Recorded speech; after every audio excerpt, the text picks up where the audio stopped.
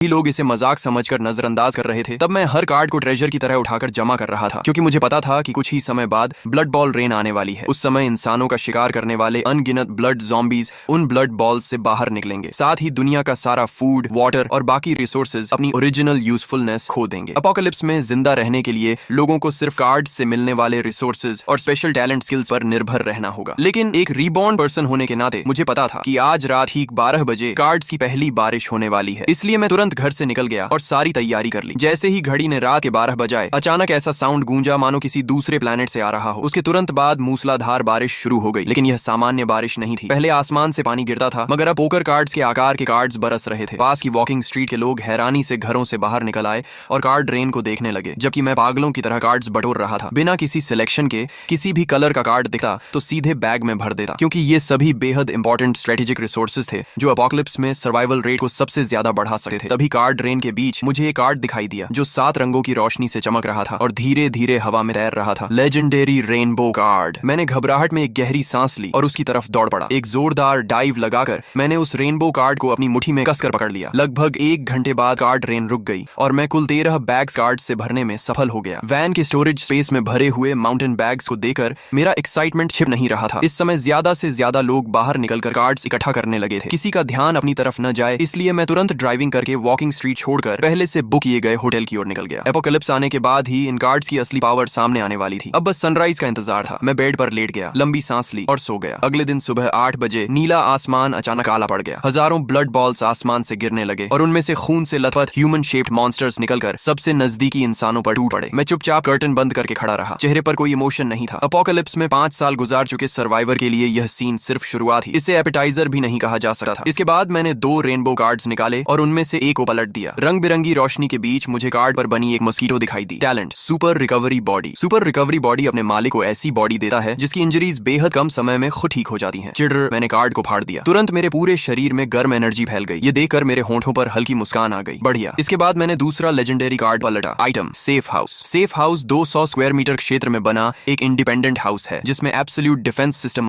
मौजूद है और यह एच बॉम्ब लेवल अटैक तक झेल सकता है। हालांकि सेफ हाउस की डिफेंस बेहद पावरफुल थी, लेकिन उसकी एक बड़ी कमजोरी भी थी, वह मूव नहीं कर सकता था। फिलहाल मेरा किसी एक जगह सेटल्ड होने का कोई इरादा नहीं था, इसलिए मैंने हाउस कार्ड को अपने पास सुरक्षित रख लिया। इसके बाद मैंने 10 गोल्डन कार्ड्स निकाले। कुल मिलाकर इन गोल्डन कार्ड्स की क्वालिटी बहुत हाई थी। चाहे सुपर स्ट्रेंथ हो या हेवी फिस्ट फाइटर, दोनों ही गोल्डन कार्ड्स के T0 लेवल टैलेंट्स थे। तभी अचानक रूम का डोर जोर से टूटकर खुल गया। मैले कुचैले कपड़ों में एक महिला अंदर गिर पड़ी और उसके पीछे 3 ब्लड ज़ॉम्बीज दौड़ते हुए आ गए। वह यंग वुमन चीखते हुए मदद के लिए हाथ बढ़ाने लगी। मैं आगे बढ़ा और सिर्फ 3 पंच में उन ब्लड ज़ॉम्बीज को खत्म कर दिया। महिला इतनी शॉक थी कि काफी देर तक जमीन पर पड़ी तीनों ब्लड ज़ॉम्बीज की बॉडीज को घूरती रही। फिर उसे होश आया और उसने कहा धन्यवाद। मैं उसे देखकर थोड़ा चौंक गया। लिन वार्नर। कितना अजीब संयोग है, अपोकलिप्स के पहले ही दिन उससे मुलाकात हो गई। सच कहूं तो उसने मेरी जान बचाई थी। पिछले जीवन में उसी की मदद से मैं मुश्किल से जिंदा रह पाया था। बाद में हमारा कम्युनिटी एरिया ज़ॉम्बी टाइड द्वारा डिस्ट्रॉय हो गया और फिर मैं उससे कभी नहीं मिला। तभी लिन वार्नर ने हैरानी से पूछा, तुम मुझे जानते हो? बड़ी स्टार हो तुम। मैं तुम्हें कैसे नहीं जानूंगा। मेरी बात सुनकर उसका टेंशन थोड़ा कम हो गया। उसने पूछा, क्या तुम बता सकते हो कि यह सब क्या हो रहा है? ये मॉन्स्टर्स आखिर हैं क्या? मैंने उसे संक्षेप में सब समझाया और फिर टॉपिक बदलते हुए माउंटेन बैग्स की तरफ इशारा किया। यहाँ 10-20 हजार कार्ड्स हैं। अगर मैं अकेले इन्हें सॉर्ट करूंगा तो बहुत समय बर्बाद हो जाएगा। मुझे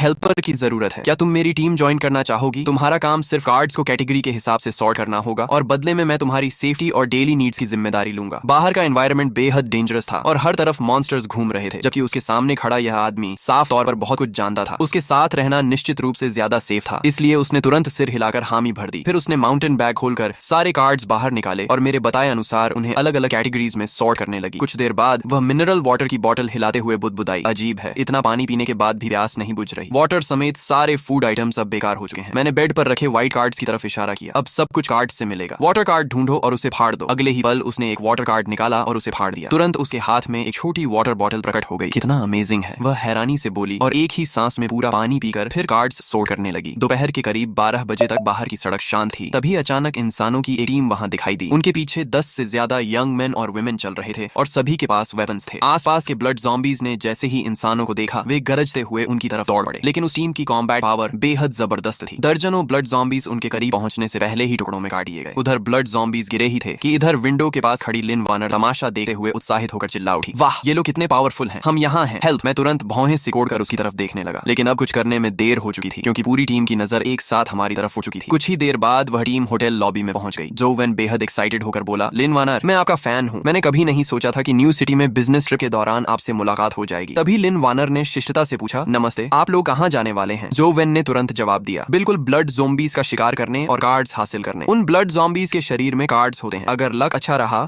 और कोई ब्लू स्किल कार्ड मिल गया तो सर्वाइवल चांस काफी बढ़ जाएगा। मिस लिन, क्या आप हमारे साथ चलना चाहेंगी? हम बहुत स्ट्रांग हैं, जरूरत नहीं है, हम खुद अपनी सुरक्षा कर सकते हैं, चलो वापस चलते हैं। मैंने डॉक्टर को इशारा किया और मुड़कर जाने लगा। तभी जो वेन की नजर मुझ पर पड़ी। वह बोला, भाई जरा रुकिए, पता नहीं कल रात आपको कुछ कार्ड्स मिले या नहीं? कार्ड्स तो मिले हैं, कुछ ही हैं। मैंने कपड़ों के अंदर से दर्जन भर सिल्वर कार्ड्स निकाल लिए। यह देखकर सबकी आंखें लगभग बाहर निकल आईं। इतनी सारी सिल्वर कार्ड्स। जो वेन ने लालच भरी नजरों से उन्हें देखा और गला सूखते हुए बोला, लगता है बड़ी मोटी मछली हाथ लगी है। फिर उसका चेहरा बदल गया और उसकी आंखों में लालच भर गया। तुम अकेले इतने कार्ड्स का क्या करोगे? इन्हें हमें दे दो, हम तुम्हारी तरफ से संभाल कर रखेंगे। मैंने मुस्कुराकर सिर हिलाया और पूछा, क्या तुम अंदाजा लगा सकते हो कि मैं इन सिल्वर कार्ड्स को अपने पास क्यों रखे हुए हूँ और खुद इस्तेमाल क्यों नहीं कर रहा? क्या मतलब है तुम्हारा? जो वेन ने सावधानी से पूछा। मैंने अपनी मुट्ठी भींची और कहा, मतलब यह है कि तुम सब मरने वाले हो। हा हा हा, हम इतने लोग हैं। जो वेन अपनी बात पूरी भी नहीं कर पाया था कि उसकी आंखों के सामने अंधेरा छा गया। अगले ही पल वह पूरी तरह बेहोश होकर जमीन पर गिर पड़ा। सभी लोग शॉक में रह गए। उनके सामने खड़े इस युवक ने सिर्फ एक पंच में जो वेन का सिर चकनाचूर कर दिया था, जबकि जो वेन के पास सिल्वर टैलेंट भी था और उसे पलटकर जवाब देने का एक मौका तक नहीं मिला। इसके बाद मैंने एक गोल्डन कार्ड निकाली और उसे फाड़ दिया। तुरंत मेरे हाथ में एक डरावनी ब्लैक ब्लेड प्रकट हो गई जिससे खतरनाक ऑरा निकल रहा था। अब तुम्हारी बारी है। अच्छा मौका है ये देखने का कि मेरी ब्लेड कितनी शार्प है। रुको, हमने तुम्हारा क्या बिगाड़ा है? हम तुमसे लड़ना नहीं चाहते, हम अभी यहाँ से चले जाते हैं। लेकिन मैंने उनकी एक नहीं सुनी। ब्लैक ब्लेड घुमाते हुए मैं सीधे भीड़ में घुस गया। तुरंत चीख पुकार मच गई। मेरे अटैक शुरू करने से लेकर पूरी टीम के खत्म होने तक कुल 2 मिनट भी नहीं लगे। इस समय लिन वार्नर जमीन पर बिखरी बॉडीज को देखकर खुद को रोक नहीं पाई और घुटनों के बल बैठकर जोर जोर से उल्टियां करने लगी। उसने सपने में भी नहीं सोचा था कि सामने से सभ्य दिखने वाला यह आदमी इतना निर्दयी और बेरहम हो सकता है। उल्टी खत्म हो जाए तो बॉडीज की तलाशी लेना मत भूलना, सारे कार्ड्स निकाल कर मेरे पास ले आना। इतना कहकर मैंने ब्लेड म्यान में डाली और बिना पीछे देखे ऊपर चला गया। लगभग 15 मिनट बाद लिन वार्नर दर्जनों कार्ड्स लेकर वापस आई। उसकी आंखें लाल थीं और वह लगभग रोते हुए बोली, सॉरी, आगे से मैं कभी बेवजह नहीं बोलूंगी। मैंने हल्की मुस्कान के साथ माउंटेन बैग्स में भरे कार्ड्स की तरफ इशारा किया। काम जारी रखो, अगर मैं तुमसे नाराज होता तो तुम्हें भी उनके साथ काट चुका होता। आखिर अपोकलिप्स अभी अभी शुरू हुआ था, हर कोई इतनी जल्दी इसके अनुसार खुद को नहीं ढाल सकता था। इसके बाद अगले कुछ घंटों में कई ह्यूमन टीम्स वहां से गुजरी, लेकिन पिछली घटना से सबक सीख चुकी लिन वार्नर ने चुप रहना सीख लिया था। शाम ढलते समय दूर से ब्लड ज़ॉम्बीज़ की डरावनी गर्जनाएं हवा में तैर कर आने लगी। अंधेरा होने वाला है, अब थोड़ा एक्सरसाइज करने का समय आ गया। मैंने बुदबुदाते हुए 5 सिल्वर कार्ड्स उसकी तरफ फेंक दी। ये क्या है? उसने हैरानी से पूछा। बाहर हंटिंग पर जाने से पहले इन 5 कार्ड्स को इस्तेमाल करो। लिन वार्नर ने एक एक करके सिल्वर कार्ड्स पलटी और पाया कि सभी कार्ड्स सपोर्ट टाइप स्किल्स थी। वह तुरंत समझ गई और बोली, अब समझी मैं कि तुम इतनी देर से सिल्वर कार्ड्स क्यों छांट रहे थे। तुम मुझे एक सपोर्ट टूल पर्सन बनाना चाहते हो। मैं हंस पड़ा। तुम्हें समझ नहीं है, सपोर्ट टाइप लोग सबसे वैल्यूएबल होते हैं। वे अपने साथियों को बड़े बफ्स देते हैं और खुद भी कुछ हद तक सेल्फ प्रोटेक्शन कर सकते हैं। अगर किसी दूसरी टीम ने तुम्हें पकड़ भी लिया तो वे तुम्हें आसानी से नहीं मारेंगे। और अगर तुम्हें टूल पर्सन बनना पसंद नहीं है तो मैं तुम्हारे लिए कॉम्बैट टैलेंट्स का सेट तैयार कर देता हूँ, फिर जाकर ब्लड ज़ॉम्बीज़ से हैंड टू हैंड फाइट करना। ये सुनते ही लिन वार्नर ने तेजी से सिर हिला दिया। ब्लड ज़ॉम्बीज़ के सड़े हुए शरीर की बदबू ही उसके लिए काफी थी। उसे हल्की क्लीनलीनेस ऑब्सेशन थी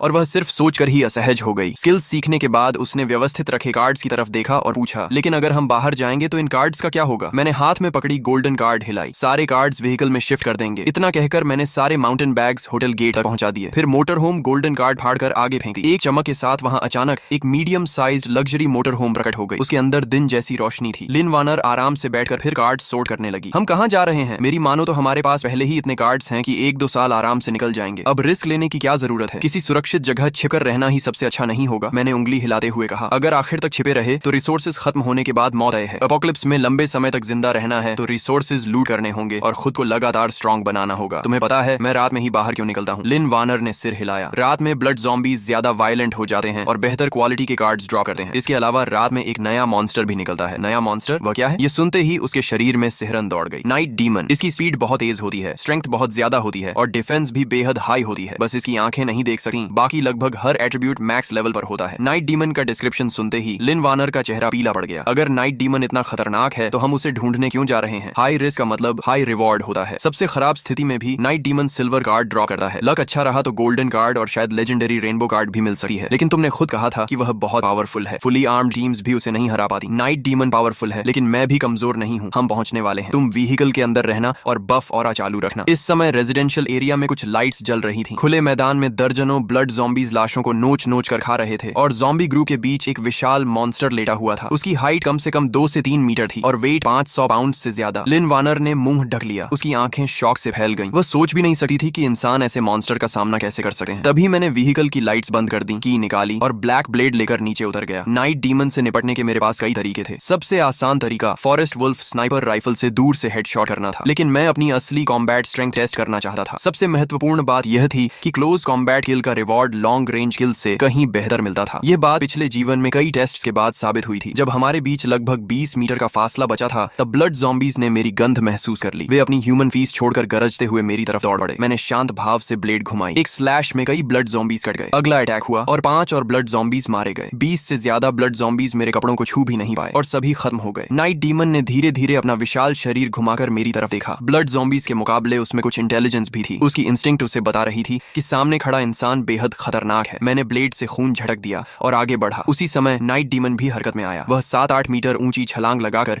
मेरी तरफ झपटा। उसके 2 फुट लंबे शार्क क्लॉज हवा चीरते हुए मेरी तरफ आए। मैंने तेजी से स्लाइड किया और उसके शरीर के नीचे घुस गया। फिर ब्लैक ब्लेड को पूरी ताकत से ऊपर की तरफ घोंप दिया। बिना किसी सस्पेंस के ब्लेड उसके शरीर को आर पार चीरती हुई निकल गई। नाइट डीमन जमीन पर गिर पड़ा, लेकिन वह अभी मरा नहीं था। वह दर्द से तड़पते हुए जमीन पर बुरी तरह छटपटाने लगा। मैं तुरंत आगे बढ़ा और नाइट